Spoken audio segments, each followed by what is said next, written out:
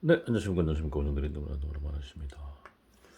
예, 수소손장 진단 관련해서 구독자님 질문이 하나 들어왔어요. 구독자님 질문 들어오셔가지고, 예, 수소손장 전체에 대해서 좀 혼동이 오신다 그래가지고, 예, 한번 앞으로 계속 강의 드릴 내용인데 좀 간략하게 좀 요약해서 시험 보실 분들을 위해서 간단히 정리 좀 몇 가지 말씀드릴게요.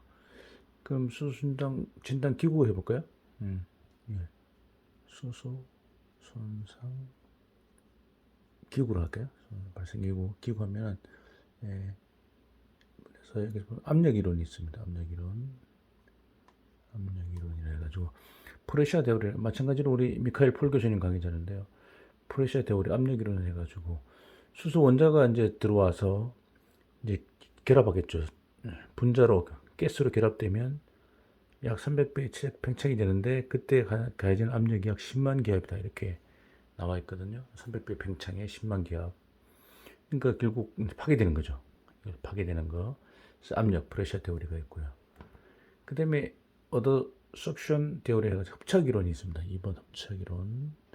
보통 네 가지가 있는데요. 여기서 말하는 이론이요. 수소 기호에. 협착은 뭐냐면 수소 분자가 이제 이쪽 이제 협착돼 여기 수소 원자 들어서 H2로 되면서 여기 협착되면서 압력을 줘서 이렇게 균열이 되겠죠. 협착 이론. 예, 협착 이론이 있고요.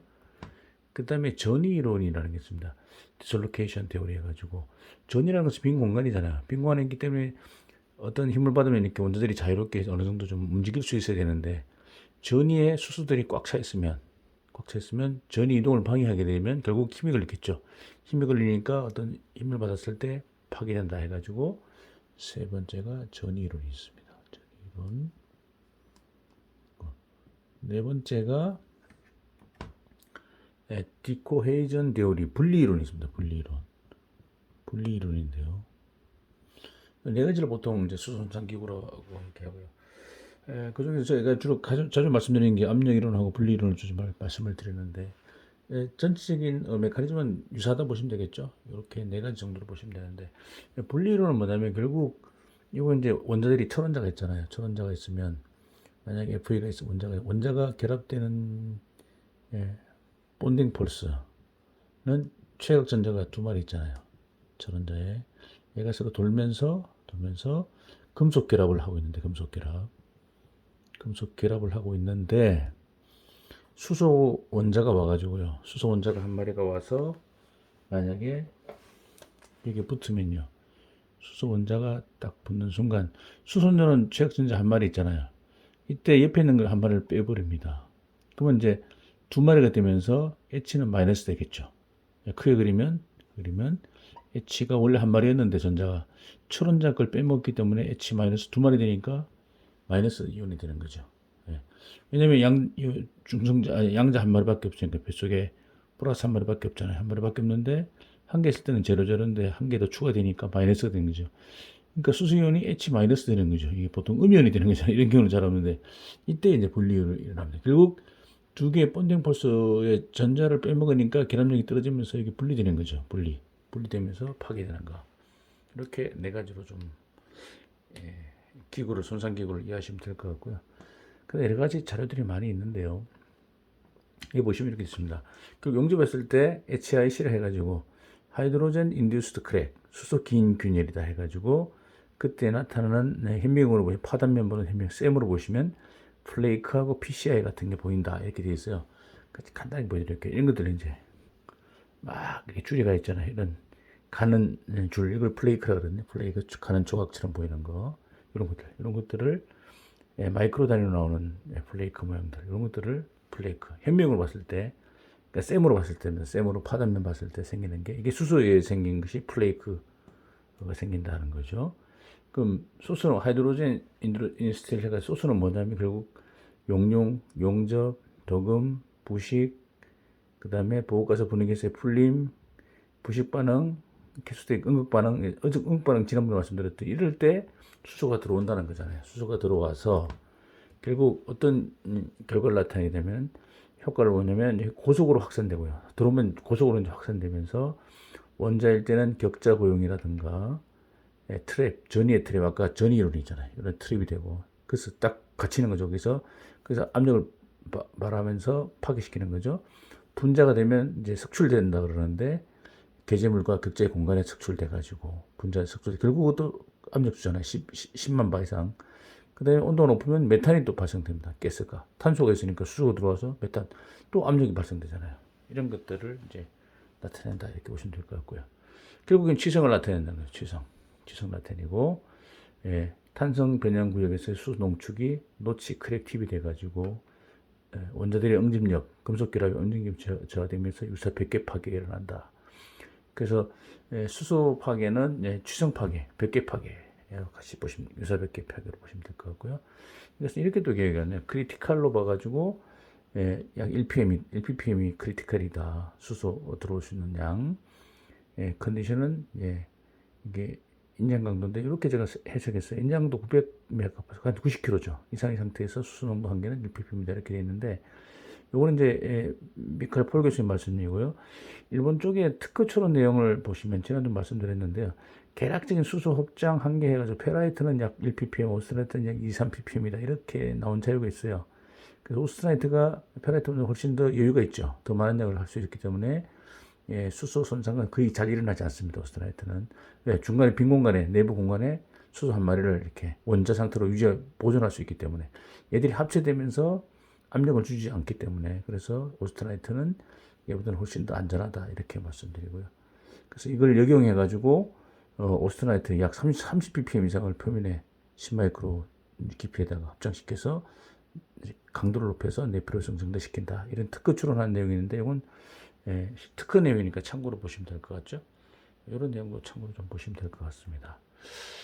그 다음에 이렇게 그림으로 그리신 내용인데요. 폴 교수님. 결국 이제 PCI라는 게 왜 나타나냐면, PCI라고 되죠. 용접했을 때 어떻게 나타나냐면, 수소 원자가 들어와가지고 합쳐서 H2 분자로 될 거 아닙니까? 그때 압력이 생기니까, 압력이면서 터지면서 파괴되면서 나타난 결과물이 꼭 고기 눈깔처럼 보인다. 그런 얘기잖아요. 그런 얘기 PCI인데요. 네, 요거는 뭐냐면 이제 분리 이론을 설명해 주는 내용이 될 겁니다. 원자 수소가요, 전해질이나 어떤 피클링, 산재라든가 이런 거, 그 다음에 또는 응급 방식 등으로 인해서 수소가 들어오면 얘들이 이제 하이 인듀스드 SCC라 해가지고 하이드로젠 인듀스드 스트레스 코로전 크래킹도 일으킨다는 거죠. 이렇게 해서, 근데 결국 이게 뭐냐면, 여기 들어와가지고 분리는 뭐냐면은, 결국 여기 원자들이, 일단 지우고 말씀드리니까 다시 그려볼까요? 이렇게 보시면, 여기 보시면 이렇게 가장 가장 응력이 많이 받는 곳에 만약에 이렇게 중심에서 철원자가 있다면 FE가 있죠. FE 원자의 결합력은 최악전자죠. 2마리. 이렇게 해서 들어오고 있는데, 여기 수소가 들어옵니다. 들어와가지고 여기 딱 붙습니다. 가장 응력 많이 받는 곳, 여기부터 붙겠죠. 여기 H가 딱 붙어가지고 전자를 빼먹으면 2마리가 되면서 H 마이너스 될 거 아니에요. 여기 분리 이론입니다. 분리 이론을 설명한 건데, 그 다음에 그러면 계속 이제 그러면 분리되면서 균열이 이렇게 진행되겠죠. 또 계속 진행이 되겠죠. 그럼 수소가 원자가 들어와서 찾아가잖아요. 이걸 찾아가는 것을 보통 뭐라고 부르냐면 응력 유기 확산이라고 불러요. 그러니까 가장 응력을 많이 받는 곳에 수소 원자가 이동해서 확산돼가지고 찾아가서 결국 결합력을 깨뜨리는 거죠. 이게 수소 손상, 수소 치성, 수소 균열, 뭐 이렇게 다 같은 용어로 부르시면 되겠죠. 그래서 응력이 가장 많이 받는 곳에 찾아가는 겁니다. 얘가. 그래서 모든 개의 에너지를 낮은 쪽으로 유지하기 위해서 그렇게 노력하겠죠. 모든 자연계는. 그래서 수소가 들어가서, 원자가 들어가서 균열을 계속시키는 겁니다. 그래서 H induced SCC까지 이렇게 부르기도 하고요. 그 다음에 딜레이드 프랙처, 지연 균열이라는 말을 쓰기도 합니다. 딜레이드 프랙처 뭐냐면, 이게 그러니까 이게 수소 원자 한 마리 들어와서 이걸 깨는데, 얘기는 빨리 깨고 있지만은 요 원자 직경 하나가 옹스트롱 단위잖아요. 옹스트롱 단위. 이게 우리 눈으로 보는 밀리미터까지 보이려면 상당히 많은 시간이 걸리죠. 뭐 최소 24시간 이상 정도, 예를 들어서 24시간 정도 있다가 파괴되냐. 금방 파괴되는 게 아니고, 그래서 보통 용접하고 나면 용접 후 비파일 검사는 어떻게 됩니까? 금방 안 하죠. 비파일 검사할 때는 이런 지연균일 때문에 뭐 정확히는 제가 알고 있지만 약 24시간 정도 이상, 24시간 이상 지나서 해야 된다 이런 규정이 있습니다. 규정을 확인해 봐야 됩니다.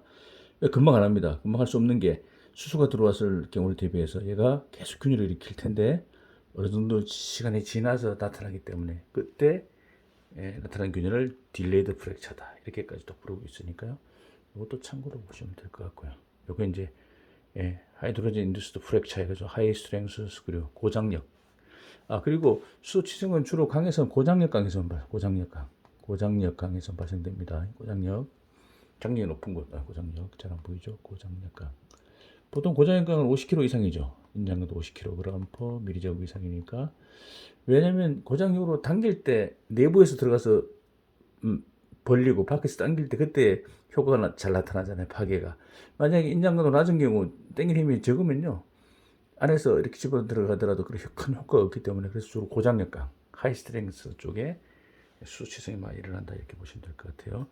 요게 지금 요 그림이 지금 이게 현명으로 보신 거, 쌤으로 보신 거 이렇게 막 쪼갰게 보이죠. 이걸 플레이크라 해요. 플레이크가 나타나는 모습이 되겠습니다. 자, 이거는 이제 일본 쪽에 하타야마 인스티튜트라는 데서 나온 자료인데 쭉 전에 보여드린 내용이죠. 수소 취성 제거 처리 조건. 그래서 도금할 때 많이 들어가니까 그때는 190시간, 150도, 230도, 270도 해가지고 도금별로 이렇게 추천하는 시간이 있습니다. 그때 들어갔던 애를 다 빼내야 된다. 그런 얘기겠죠. 다 빼내야 된다고 는 말씀드리고요. 그 다음에 PCI 쪽은 제가 안 보여드렸는데 PCI 쪽 보시면 PCI, 여기 PCI입니다. PCI라 해가지고 고기 눈깔 같죠. 고기 눈깔 같이 이렇게 결국 이제 파괴된 면을 봤을 때 수소가 들어가서 원자되면서 폭발한 거죠. 폭발하면서 이렇게 생긴 모양입니다. 그래서 고기 눈깔처럼 PCI다.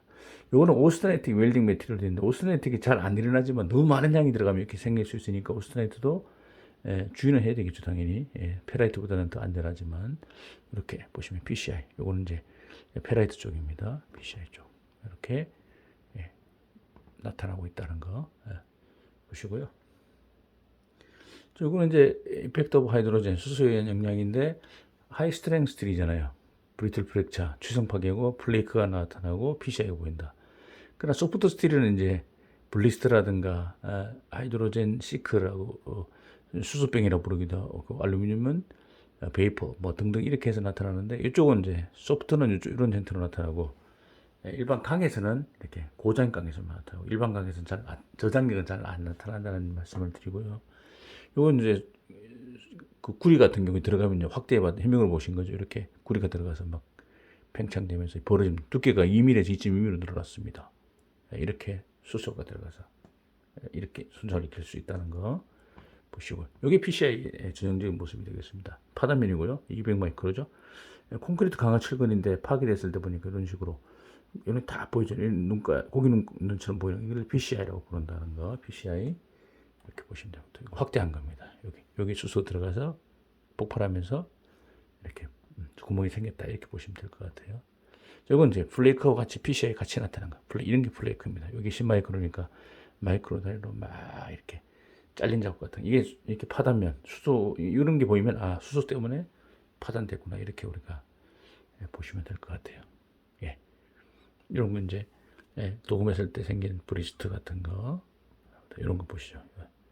도금했을 때 생긴 모습들 손상 에나멜 캔 이런 수소가 들어가서 이렇게 벌어진 거죠. 압력 때문에. 이거는 아이언 도금한 거죠. 손상이 생긴 수소로 들어가서 손상된 거 이런 것들도 참고로 보시면 좋을 것 같습니다. 요거는 뭐냐면 타이어에 지금 들어가 있는 스틸 와이어인데요. 자, 타이어는 보통 고무하고 요 와이어를 붙여야 되거든요. 접착해야 되는데 일반 고무하고 강하고는 다 접착이 안 되니까 황동 도금을 합니다. 도금을 하는데 이게 와이어가 이렇게 상당히 이렇게 가늘고 직경이 160마이크로짜리입니다. 인장도 엄청 좋은 강한 강, 최대 인장도 4,500까지 나가고요. 근데 이제 외면에 황동 도금을 하게 돼 있어요. 고무와 접착성 때문에. 자, 도금할 때 수소 들어간다 그랬잖아요. 그럴 때 수소에서 잘라진 파손된, 전기 황동 도금 파손된 와이어에, PCI, 이런 게 보이죠. 이런 게 PCI 보이면 아 이건 수소 때문에 생긴 손상이구나. 이렇게 우리가 할 수 있다 이거죠. PCI 플레이크 이런 것들이 결과물로 나타난다. 이런 것도 참고로 보시고 일단 구독자님 질문 때문에 전적으로 이제 말씀드렸고요. 나머지들은 좀 다시 또 처음부터 상세하게 좀 설명을 좀 드리도록 하겠습니다. 네, 감사합니다. 시험 잘 보십시오.